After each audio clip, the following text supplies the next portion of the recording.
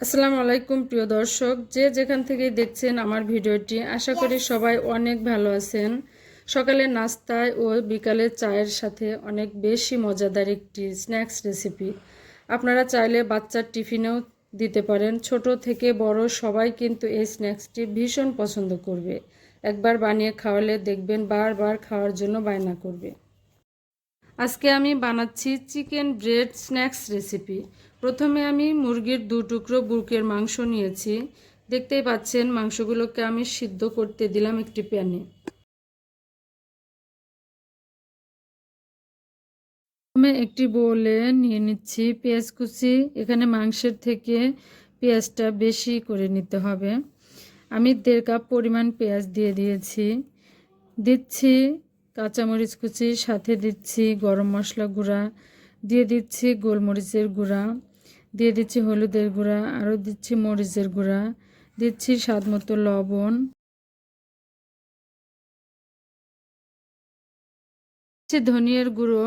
দিয়ে ভালোভাবে মেখে পেঁয়াজটাকে প্রথমে নরম করে নিব।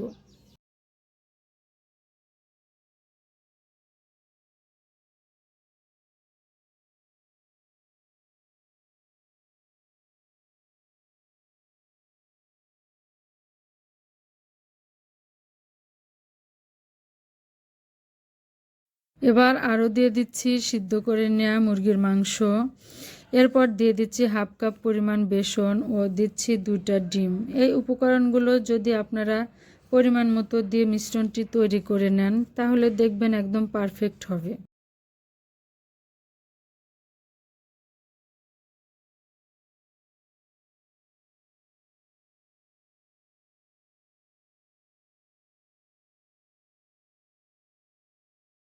ডিম দেওয়ার পর এটাকে আবারও ভালোভাবে মাখিয়ে নিতে হবে। এরপর আদা রসুন পেস্ট দিয়ে, জিরা পেস্ট দিয়ে আবারও একটু মাখিয়ে নিব।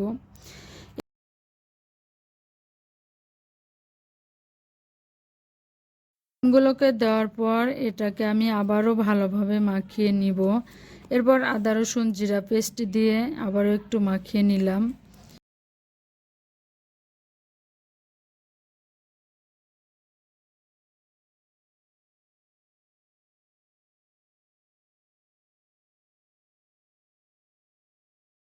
আমি 4টি ব্রেড নিয়েছি।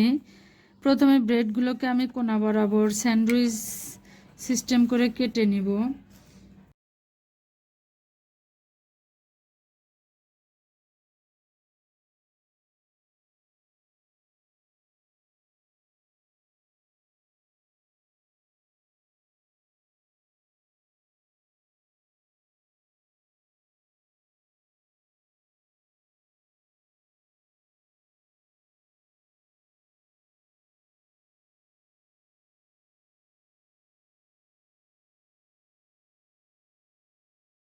ব্রেডগুলোকে আমি ডিম ও চিকেনের মিশ্রণ দিয়ে একে একে এপাশ ওপাশ করে ব্রেডের লাগিয়ে নিতে হবে।